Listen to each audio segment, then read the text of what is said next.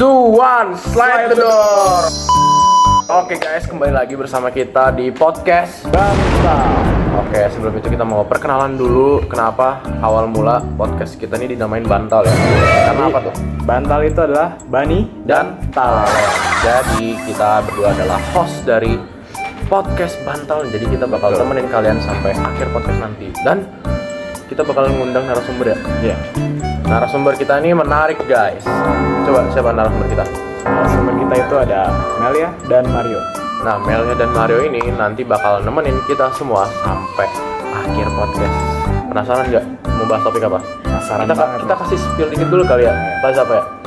Oke guys, jadi kita mau bahas tentang permasalahan sosial yang ada di Indonesia ini yang masih marak terjadi kan.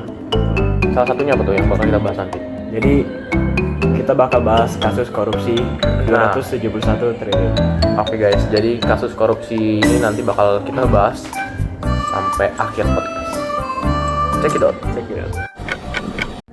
Oke teman-teman, jadi kita berdua di sini ditemani oleh narasumber kita nih, udah hadir. Perkenalan dulu ya sebelumnya kali. Coba. Halo semuanya, nama gue Melia, gue dari kelas 11 C. Nama gue Mario, gue dari kelas B. Di sini gue sama Melia selaku narasumber dari episode Bantal kali ini guys. Oke guys, jadi episode Bantal kali ini pasti bakal menarik ke depannya karena kita ditemani oleh dua narasumber yang sangat host banget ya. Betul. Oke guys, mungkin sebelum kita masuk kita tanya dulu kali ya kasus-kasus korupsi di Indonesia secara umum ini menurut Melia gimana nih? Jadi menurut pandangan gue sendiri, kondisi korupsi di Indonesia ini masih marak terjadi. Jadi seperti yang kita tahu, masih banyak kasus korupsi di Indonesia yang terjadi dan kita tuh belum tahu yang pelaku korupsinya ini dapat hukuman yang setimpal atau enggak. Dan biasanya kalau sesuai dengan perspektif gue atau pandangan gue, korupsi di Indonesia ini masih sering dilakuin sama orang yang punya jabatan atau wewenang tinggi. Jadi mereka tuh memanfaatkan wewenang mereka buat melakukan korupsi ini. Jadi mereka dapat keuntungan yang besar dan mereka nggak peduliin orang-orang yang kerugi. Oh, jadi yang dilakuin sama wewenang gitu, kekuasaan yang di atas kali ya? Iya. Nah, Coba menurut menurut seorang Mario sendiri gimana? Kalau menurut gue, kan tadi Melia udah bilang yang ngelakuin korupsi itu kebanyakan dari orang-orang yang mempunyai jabatan tinggi. jabatan tinggi dan pangkat dan wewenang tertentu. Jadi menurut gue, karena mereka punya jabatan, otomatis uang yang mereka terima itu pasti besar, jumlahnya besar. Nah, mungkin sebagian orang tuh mikirnya untuk menerima uang korupsinya itu cuma kayak sebatas ditransfer gitu doang, tapi nyatanya enggak guys. Itu untuk si koruptornya untuk mendapatkan uangnya itu dia harus mencapai satu proses-proses yang sangat rumit guys. Jadi nggak segampang kayak cuma transfer doang, tapi ada beberapa tahap-tahap yang harus mereka lalui untuk mendapatkan uangnya itu ke kantong mereka pribadi guys. Entah buat beli mobil mewah atau puasan mereka sendiri. Oh, oke. Jadi kalau korupsi itu menurut Mario ada tahap-tahapannya gitu ya? Iya. Jadi menurut lu tuh korupsi itu nggak langsung bisa langsung ambil duit gitu? Iya, nggak bisa ya. Berarti ada tahapannya ya? Oke guys, jadi kita udah dengerin nih tentang korupsi dari dua narasumber kita, Melia dan Mario. Oke guys, jadi kita tadi udah ngedengerin dari masing-masing narasumber kita tentang gambaran korupsi di Indonesia menurut pandangan mereka masing-masing ya. Nah, kalau gak salah ya Len ya, setahu gua tuh ada 5 jenis korupsi di Indonesia. Bener nih Ban. Jadi Yang yang pertama pertama tuh apa? itu ada korupsi gurem, ada korupsi kecil, korupsi sedang, besar, dan kakap. Oh, kalau gurem itu tuh kurang dari 10 juta ya korupsinya. Kalau yang kecil itu mulai dari 10 juta sampai kurang dari 100 juta. Betul. Kalau yang yang sedang itu berapa tuh? Dari 100 juta sampai dengan 1 miliar. Oh, sampai 1 miliar. Terus ada yang keempat namanya besar ya. Besar itu 1 miliar sampai 25 miliar. 25 miliar. Nah, yang terakhir ini kakap ya guys. Jadi kakap ini korupsinya nominalnya udah di atas 25 miliar. Nah, menurut kalian ini korupsi yang bakal kita bahas ini kan udah tertera jelas tuh 271 triliun. Itu masuk ke jenis korupsi yang mana tuh, Len? Kalau menurut gue sih ini sudah kakap ya. Soalnya sudah melebihi nominal 25 miliar rupiah. Oke guys, jadi cukup parah ya ini korupsinya sampai 271 triliun. Menurut kalian gimana? Menurut gue sih kondisi atau kasus ini kalau ada korupsi di atas korupsi kakap itu bakal masuk ke nominal itu karena nominal yang dikorupsiin sama si PT ini itu nggak sedikit jumlahnya. Walaupun bukan dalam jumlah uang ya atau dalam bentuk uang, tapi kan dia dalam bentuk aset negara, aset tanah gitu-gitu. Dan itu walaupun bukan nominal uang, tapi itu adalah korupsi yang besar. Oke, jujur ya, pas gue denger beritanya tentang korupsi timah 271 triliun itu gue bener-bener kaget karena gue nggak pernah denger ya angka korupsi sampai ratusan triliun gitu. Ya paling mentok-mentok 5 miliar, 3 miliar. Ini sampai bertriliun-triliun ya? Bahkan sampai ratusan triliun itu. Iya. Nggak logis. Coba menurut Mario gimana, Mak? Menurut gue ya, gue juga cukup kaget sih dengan berita yang ada di media-media yang mengatakan bahwa ada sebuah PT dari BUMN melakukan korupsi sebesar ratusan triliunan, dan itu sudah sangat parah banget ya. Bahkan dikatakan sangat merugikan negara karena merugikan dari aset alamnya dan sumber daya alamnya. Bener-bener. Jadi ngerugiin negara di bidang alam maupun di bidang yang lainnya ya guys. Jadi yang dirugiin dari kasus korupsi timah ini nggak cuma di alam doang, tapi ada di bidang lainnya. Nanti kita bakal kasih tahu nih. Oke guys, jadi tadi kita udah mendengerin tentang korupsi, masing-masing pendapat kita dari narasumber kita ya, Mario dan Melia. Oke, jadi gue dengerin tuh nih ada di kasus korupsi ini ya, ada total 16 tersangka. Nah, di dalam 16 tersangka ini dia melibatin selebriti Indonesia. Siapa aja tuh? Terus selebritinya itu ada Harvey Mois dan juga ada Helena Lim. Oh, itu jadi kayak gue kira selebgram gitu nggak bisa korupsi, apalagi ke PT Timah itu kan milik BUMN ya. Iya, gue kaget loh. Bener ya. Ya guys, gue punya fakta unik. Wih, apa tuh? Jadi ada 3 ya. Helena Lim itu memberikan fasilitas pengelolaan hasil tambang timah ilegal. Yang kedua, diduga dia itu ada kerjasama pengelolaan lahan PT Timah dengan pihak swasta secara ilegal. Secara ilegal berarti kayaknya ke luar negeri nggak sih ini mereka? Yang ketiga, kerugian lingkungan hidup akibat kasus timah ini bisa sampai 271 triliun. Kerugiannya bisa sampai segede gitu. Itu kalau diduitin gimana ya, Len? Kayaknya Pusing ya? Iya benar. Masih. Yang gue denger sih itu sama aja kayak 2 kali lipat luasnya Jakarta. 2 kali lipat luas Jakarta. Lu tau lah Jakarta tuh segede apa ya, ibu kota. Mungkin ya sekarang udah mau pensi ya ibu kotanya. Ibu kota segede gitu, 2 kali lipatnya. Nggak kebayang. rugi banget sih. Rugi banget. Negara rugi, kita rugi, masyarakat rugi. Coba, gimana Mel?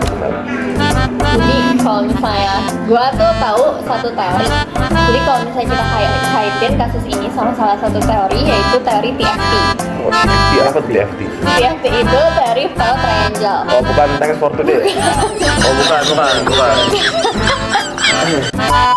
Teori ini itu disampaikan sama salah seorang peneliti yang bernama dia ini Donald teori R. ini setelah Krese. dilakukan wawancara dengan 250 orang terpidana kasus korupsi dalam kurun waktu 5 bulan. Jadi menurut si Krese ini korupsi itu terjadi karena ada 3 tahapan yang penting. Yang pertama itu pressure atau tekanan, yang kedua opportunity atau kesempatan, dan yang terakhir itu ada rationalization atau rasionalisasi.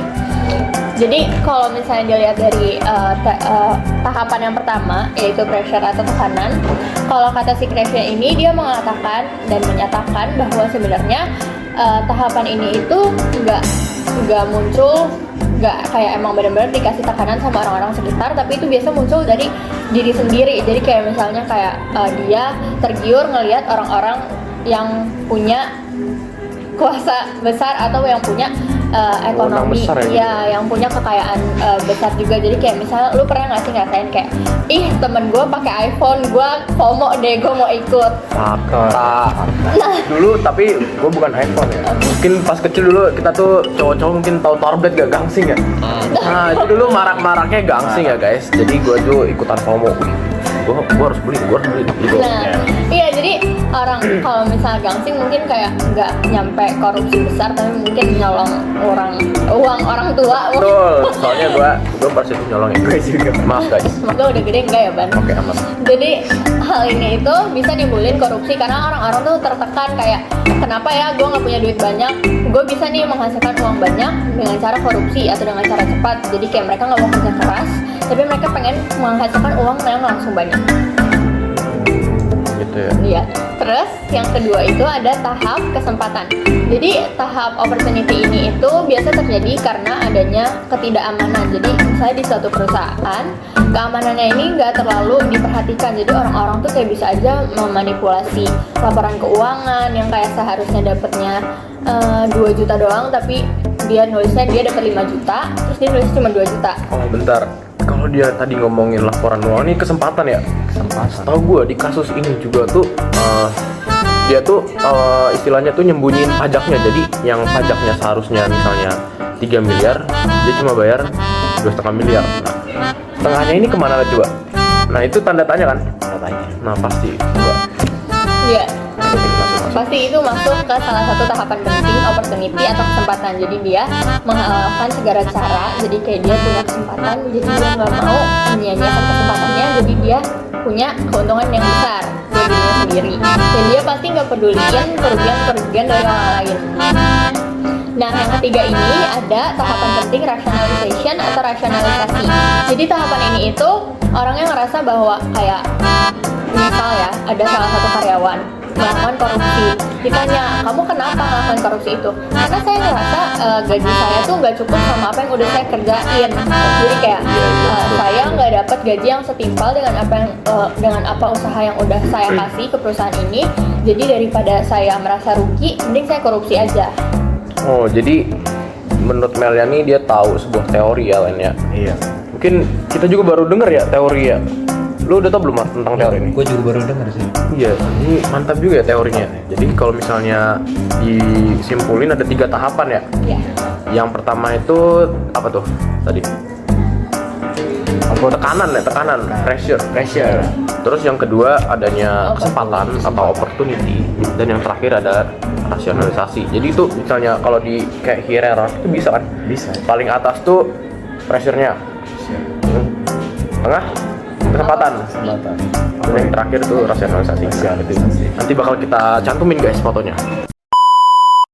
Oke guys, jadi korupsi itu ada dampaknya tersendiri ya. Mungkin kita bakal kasih tahu rincinya apa? Iya. Angka 271 triliun itu berdampak kemana aja ya? Iya. Mungkin Mario boleh kasih tahu? kasih tahu Mar, Kasih tahu. dampaknya apa? Rinciannya. Gue izin lihat sumbernya dulu. Jadi dampaknya itu ada kerugian kawasan hutan, ada kerugian dari lingkungannya atau ekologinya sebesar 157,83 triliun. Angka yang lumayan cukup besar. Gede banget ya. Dan ada kerugian ekonomi lingkungan sebesar 60,28 triliun. Dan ada biaya pemulihan lingkungannya itu sebesar 5,26 triliun. Total kerugiannya ini dari kerugian kawasan hutan ini ada sebanyak 223,37 triliun. Yang kedua ini ada kerugian dari luar kawasan hutannya. Dari kerugian lingkungan itu sebesar 25,87 triliun dan kerugian ekonomi lingkungannya 15,20 triliun. Biaya pemulihan itu sebesar 6,63 triliun dan total kerugian dari kawasan luar hutannya ini ada sebesar 47,70 triliun. Jadi total dari kerugian kawasan hutan dan luar hutannya itu jika dijumlahkan itu sebesar 271,07 triliun. Berarti ada dari dalam hutan sama luar hutan juga ya? Benar. Itu benar-benar merugiin banget sih. Jadi Mungkin segala aspek ya. segala aspek semua ada. Lingkungan ada, ekologi ada, semuanya ada. Yang terbaik lagi. korupsi. Oke guys, jadi jika saat kalian sudah dewasa, tolong jangan korupsi seperti kasus ini ya. Ini merugikan negara sangat parah sekali, yang berdampak bagi semua orang dong. Di Indonesia juga pasti masyarakatnya berdampak gak sih? Iya benar banget. Bener gak? Benar. Dan Terutama yang kalangan bawah pasti terdampak banget. Dampak banget merasakan ya. dan bukan cuma waktu dewasa aja, tapi jangan tanamin sikap korupsi dari kecil. Oke guys, jadi yang tadi saya bilang saya nyuri duit mama saya pas mau beli duit Torbread itu jangan ditiru guys, karena dulu kilaf ya, mohon maaf. Benar. Oh mungkin kita bakal langsung ke penyebabnya kali ya. Penyebab rinci yang pertama itu ada lemahnya penegakan hukum dan tata kelola. Jadi ini maksudnya tuh kayak perizinan tambangnya tuh yang bermasalah, terus kurangnya pengawasan dari negara mungkin atau dari swastanya, terus sanksi yang diberikannya juga lemah. Jadi membiarkan si para kasus-kasus korupsi pelakunya ini tuh jadi terus-terusan aja tuh korupsi. Keenakan ya. Keenakan gitu. Terus yang ketiga, yang kedua maaf, ada apa tuh? Coba. Jadi yang kedua itu ada faktor eksternal, itu permintaan global yang tinggi. Jadi permintaan global yang tinggi ini terhadap PT Timah ini mendorong eksploitasi kelebihan dan praktik koruptif untuk memenuhi permintaan tersebut. Berarti dari permintaan global ini tuh nuntut si pihak timahnya buat mengeksploitasi timah-timah yang ada di Indonesia. Iya. Dan orang-orang ini juga kayak karena tertuntut, mereka jadi kayak gua harus memperoleh lebih banyak dan malah jadi merugikan. Iya. Lagi lah. Lalu selanjutnya itu ada kelemahan sistem ekonomi. Sistem ekonomi yang tidak adil dan berfokus pada keuntungan jangka pendek dapat memicu perilaku koruptif. Nanti kayak contohnya sistem. Oke guys, jadi tadi kita udah ngedengerin dua penyebab rincinya ya Lan ya. Iya, Yang udah dijelasin sama Talen tadi, sama saya juga, dan kita bakal dengerin penyebab rinci yang terakhirnya tuh bakal dijelasin sama Mel nih. Apa tuh Mel? Jadi penyebab yang ketiga itu ada lemahnya pengawasan internal. Jadi kan korupsi yang dilakukan oleh si Harvey Moise ini dan rekan-rekannya yang lain kan ini di dalam naungan BUMN. Dan mungkin pengawasan di dalam BUMN itu nggak terlalu ketat sampai mereka berani untuk melakukan korupsi yang sangat amat menyebabkan kerugian yang banyak. Mungkin selain si pengawasan internalnya yang kurang ketat ini, mungkin juga si orang-orang internal atau yang ada di dalam BUMN ini kayak tidak tahu menahu urusan rekan-rekannya. Jadi mungkin kayak ya udah lu harusnya tahu itu baik atau enggak. Jadi kalau emang lu lakuin lu harus nerima konsekuensinya. Jadi kayak kurang pengawasan gitu dari Iya. pihak BUMN ya. Benar. Oke, mungkin kita udah tahu secara rinci ya kali kasus korupsi yang melibatkan merugikan negara sampai 200.000 1 triliun ini ya. Mungkin di akhir kita bakal closing ini kita bakal tanya pendapat masing-masing ya dari narasumber maupun dari host nih. Mungkin dimulai dari Mario. siapa dulu nih? Mario. Siapa yang mau nih? Jadi Mario. Mario, oke Mario. Jadi pendapat gua tentang korupsi ya, korupsi ini mungkin udah jadi kebudayaan di Indonesia. Mungkin udah dari zaman dulu, zaman penjajahan Belanda. Susah hilang ya. Ya, zaman VOC itu udah ada korupsi, terus korupsi sampai sekarang akhirnya tetap masih aja ada banyak korupsi yang terjadi di sosial ini. Dan juga dari pihak-pihak yang memberantas korupsi ini juga kurang dalam menyikapi si para koruptor itu. Jadi agak susah untuk menghilangkan korupsi di Indonesia. Dan untuk cara mencegahnya mungkin saya ada satu pendapat, yaitu dengan mempertegas pengaduan korupsi ini ke pihak-pihak yang berwenang. Jadi kan banyak tuh mungkin ada orang yang ngelakuin korupsi tapi dianya kayak nyuap suatu pihak itu biar dianya nggak ketangkep, Ya biar tutup mulut gitu ya istilahnya ya. disuap. Makanya di sini tuh harus mempertegas yang namanya pengaduan korupsi ini ke MAKI mungkin ya. MAKI itu tuh kepanjangannya masyarakat anti korupsi. Maki. Mungkin dari Talin apa tuh? Kalau dari gue sendiri itu sebenarnya hampir sama. Ya, korupsi itu udah jadi kebudayaan di Indonesia sejak lama ya. Ya, mungkin karena lemahnya sistem pemberantasan korupsi di Indonesia sehingga korupsi itu bisa dilakukan dengan bebas oleh petinggi-petinggi yang ada di Indonesia.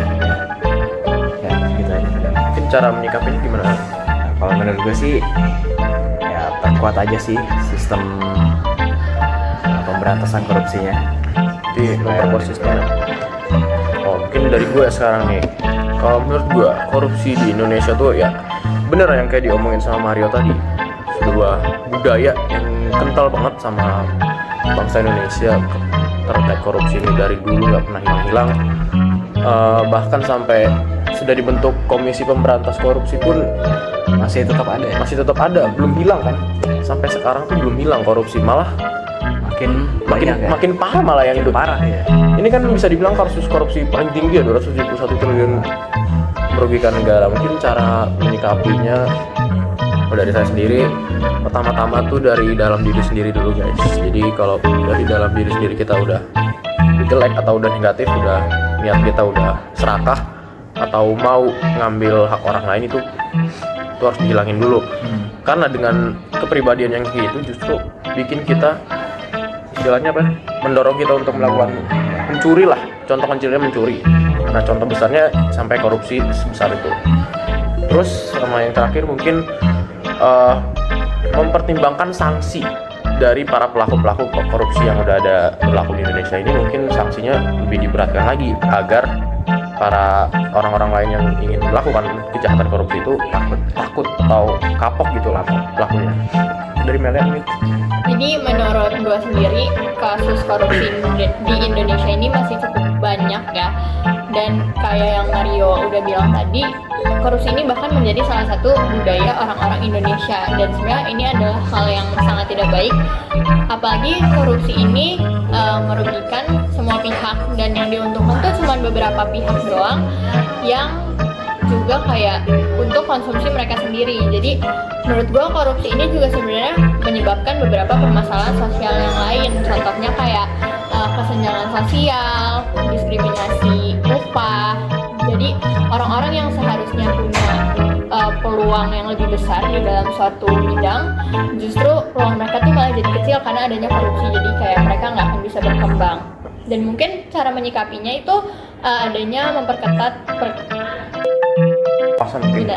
memperketat pengawasan dari aktivitas-aktivitas yang dilakukan. Contohnya, misalnya nih kan kalau KPK kan Komisi Pemberantasan Korupsi, dan itu biasanya dilakukan kepada orang-orang yang udah melakukan korupsi. Jadi mereka baru bertindak setelah ada orang yang korupsi. Tapi bisa aja, misalnya kalau di dalam kasus ini kan di pertambangan. Contohnya misalnya ada orang lagi melakukan pertambangannya, itu tuh ada pihak KPK yang ngawasin juga supaya meminimalisir adanya korupsi. Jadi nggak cuma waktu setelah kejadian korupsi, tapi juga mencegah adanya korupsi dengan cara memperketat pengawasan. Dan mungkin juga bisa kasih edukasi ke masyarakat. Walaupun sebenarnya efeknya nggak terlalu gimana-gimana ya, mungkin kalau edukasi, karena kan itu gimana orangnya sendiri, gimana individunya, cara dia mengolah informasinya, dan gimana kesadaran dirinya juga. Mungkin edukasi itu contohnya kayak seminar gitu Iya, ya. benar. Mungkin kalau menurut gue ya, seminar itu kayak seminar misalnya Indonesia anti korupsi, itu juga seminarnya itu diseminarin ke kita ini, anak-anak seumuran kita ini, anak SMA, anak SMP yang masih apa sih, dari apa tuh namanya tuh, kita tuh meranjak ke dewasa kan, remaja beranjak dewasa. Menurut gue sih itu penting ya, kayak edukasi anti korupsi itu biar kita tuh dapat bekal di masa depan buat kita nggak ngelakuin sebuah hal korupsi itu. Supaya kita punya kesadaran kalau korupsi ini bukan hal yang benar dan bisa ngerugiin banyak pihak. Betul guys. Oke, kita tadi udah ngedengerin dari masing-masing pendapat ya. Iya. Terus kita sekarang mau ngapain lagi? Kita closing aja sekarang. Oke, langsung closing aja kali ya, karena kita udah selesai juga guys. Kita udah selesai podcastnya. Mohon maaf guys apabila dari kami berempat ada salah kata atau kurang apapun. Dan sekian, terima kasih. See you, bye-bye in the next episode. Stay tuned. podcast Bantal. Bantal Podcast. Oke guys, bye bye.